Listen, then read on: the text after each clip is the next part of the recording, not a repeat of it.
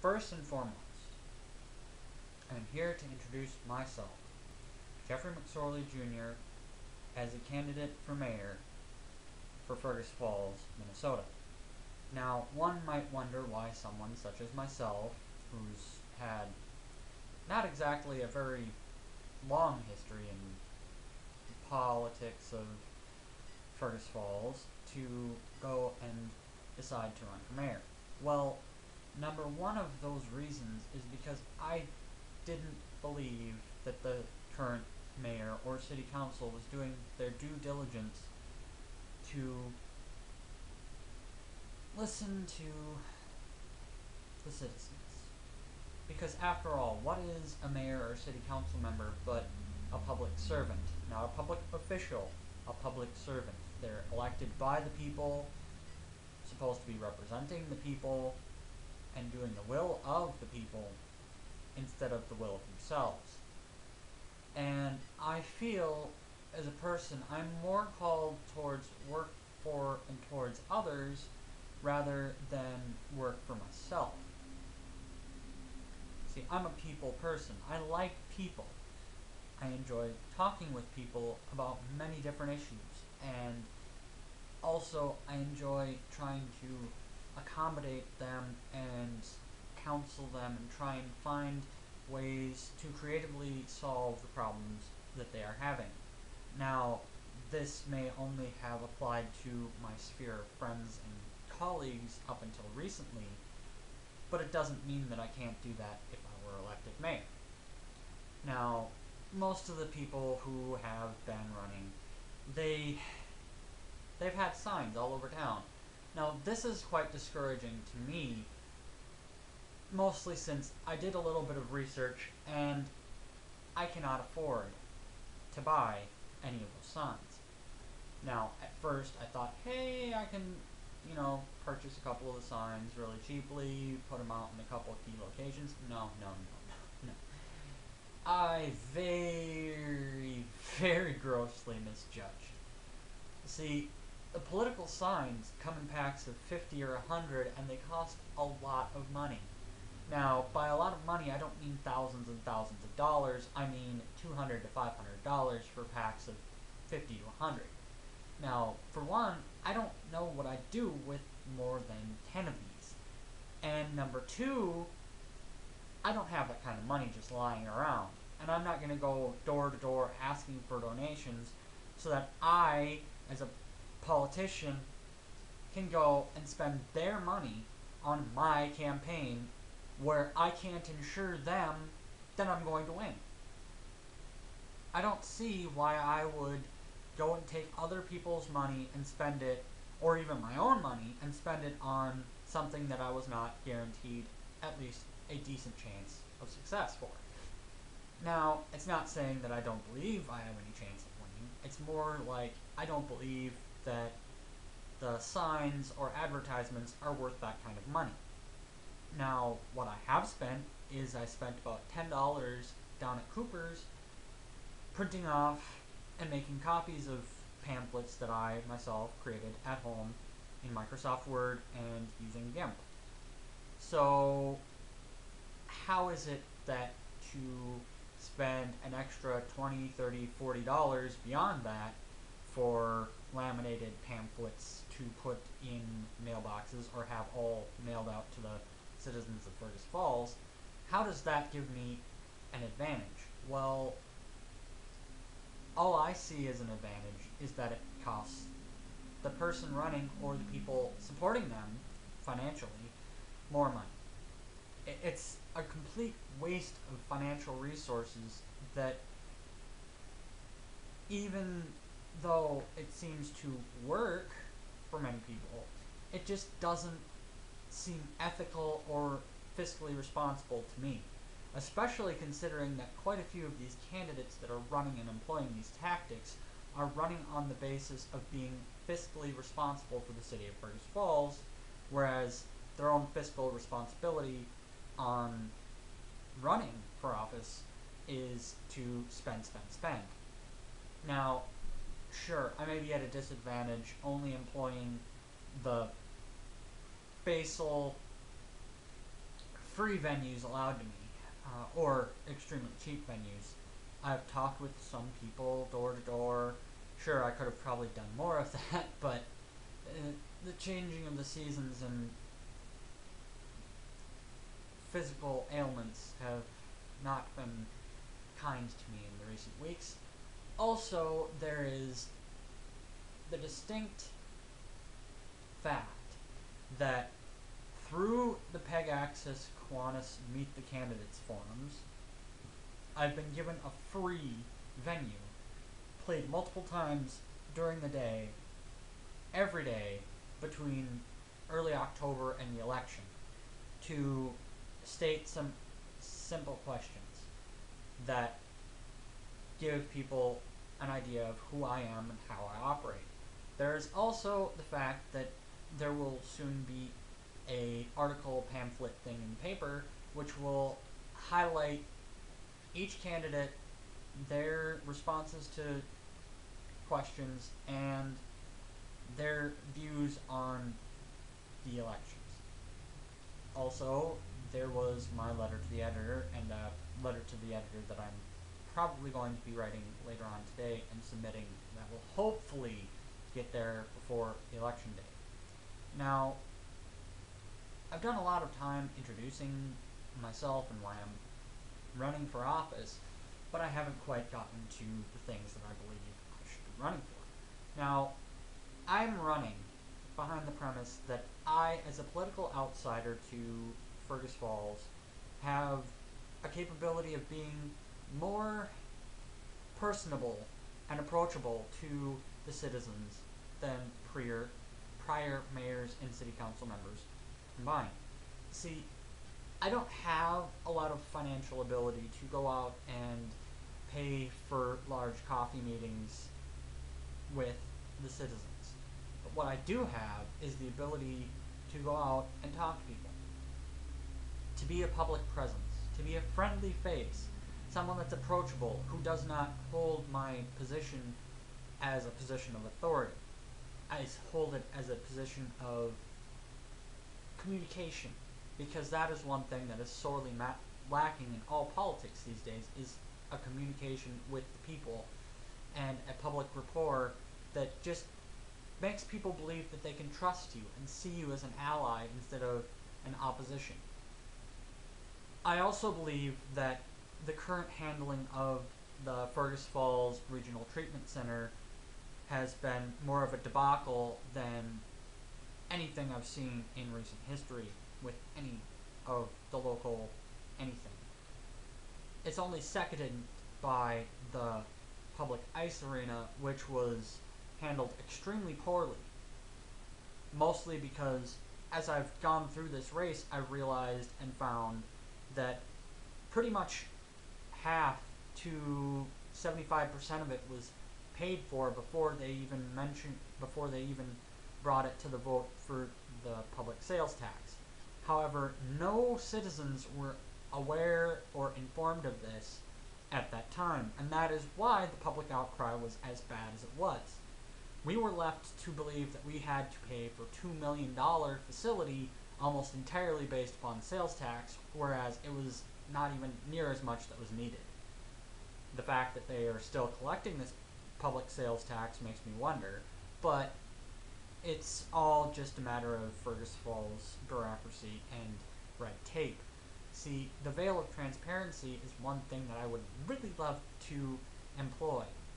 I would like to take that opaque medium of not giving the people their due diligence in knowing what things are being voted for, why, how much it's actually costing them, and why they should care.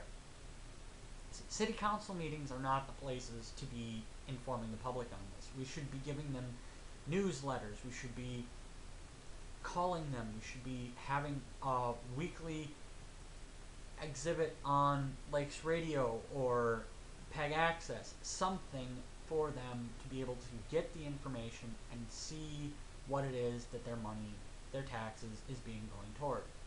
Now, that brings me to the next thing. People pay taxes for a reason.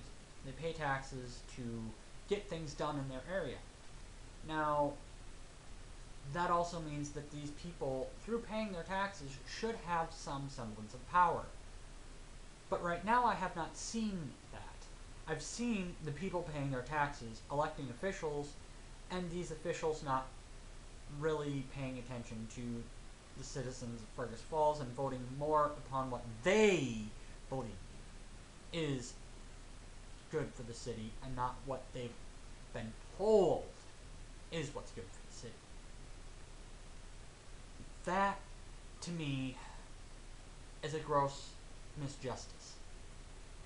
I can't believe that these people could on good conscience run for re-election or election if they have done so poorly in the past representing their constituents or the city of Fergus Falls.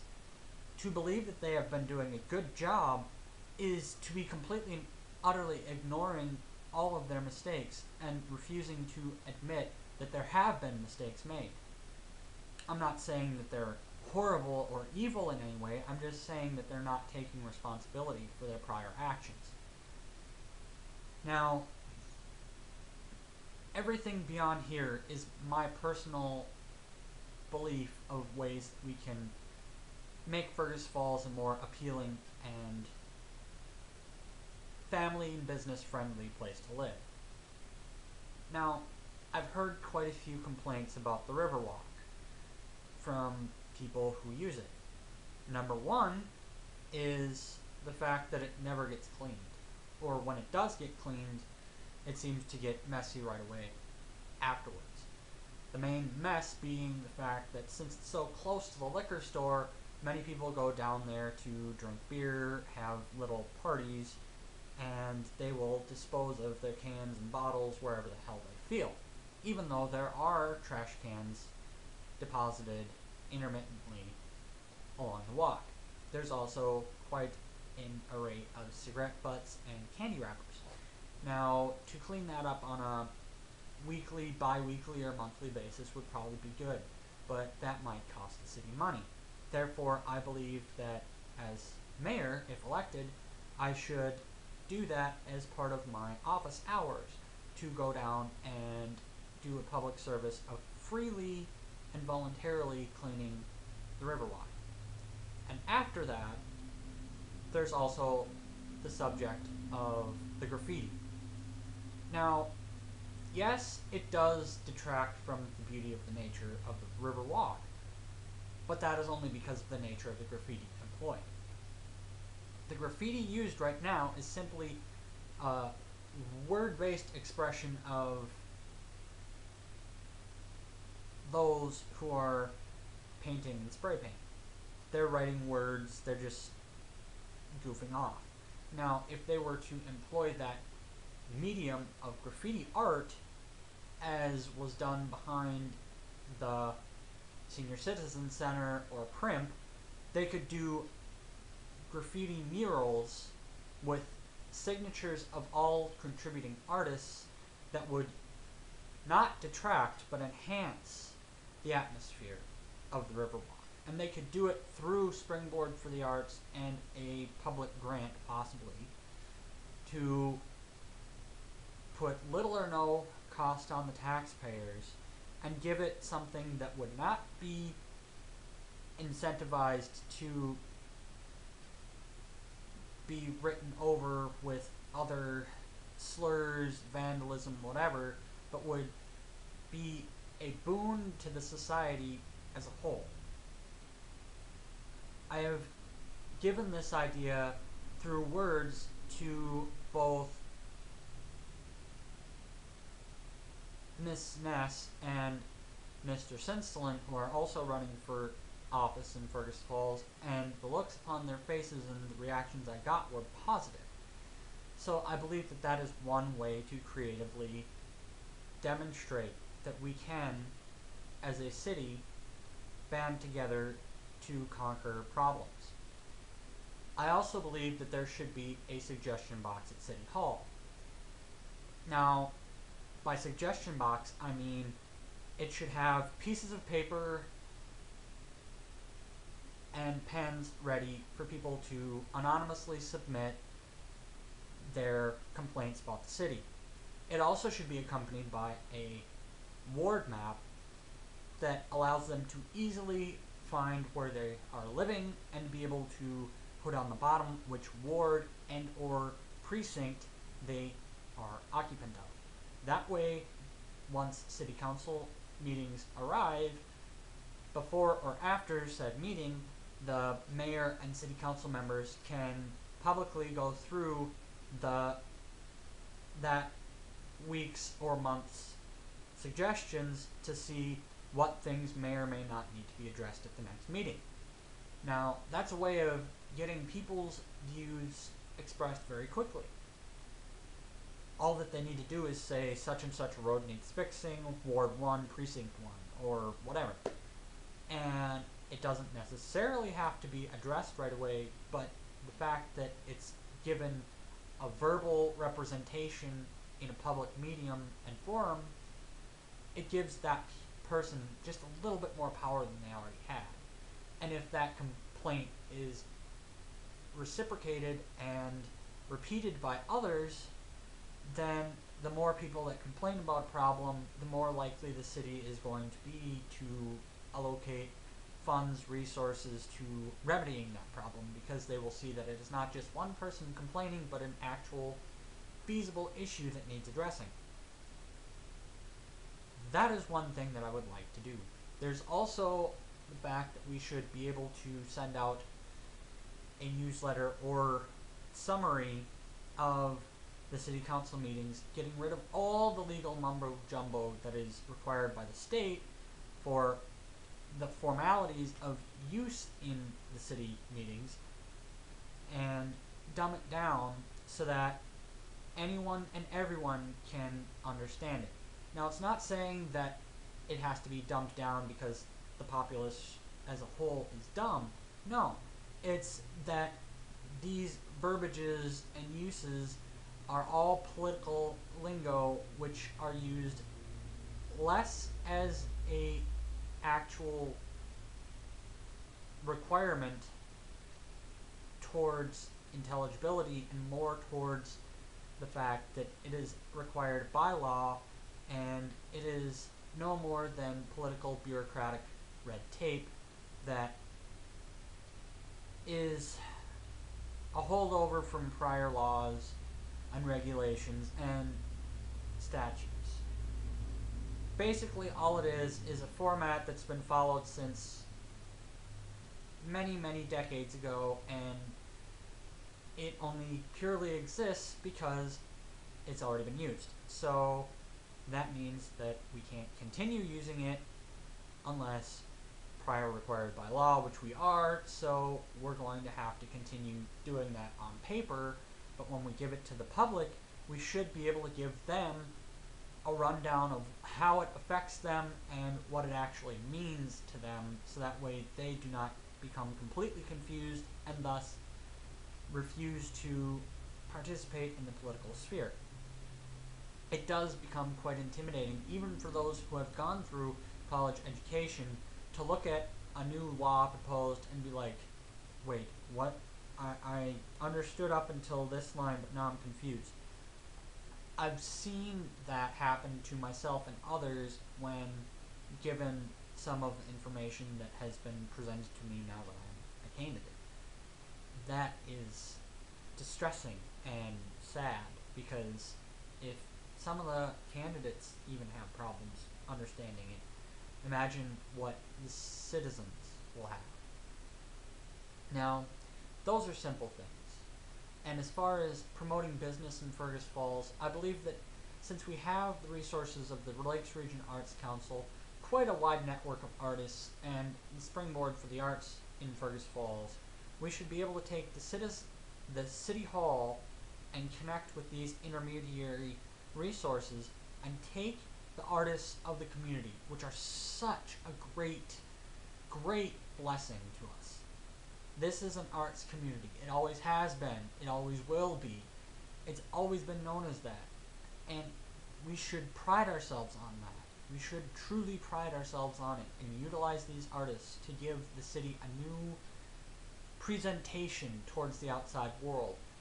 And find a way to creatively answer the questions and problems facing our city for reeling in, keeping, and maintaining a friendly and viable business district. Because it's been far too long that our mall has had empty doorways, that it's had empty offices, that downtown Fergus Falls has had vacant buildings. It's ridiculous with the amount of the creativity, the amount of unemployed persons, the vibrant history of this city that we can't find things to put in there. The main problem happens to be money and red tape. And if we could find a way to ease those at a local level through creation of a nonprofit or working with the Angel Network or whatever, it would be a great way to expand the business district of Fergus Falls. Now, I'm not saying that if I'm elected mayor that all of these things will happen immediately. I'm saying these are things that I'm running as a basis. I would like to accomplish these things. It would be amazing if we could do that. I mean, in 10 years, if some of these things are accomplished, we could see the city population grow. We could see the business population grow. We could see the amount of money and revenue the city creates grow.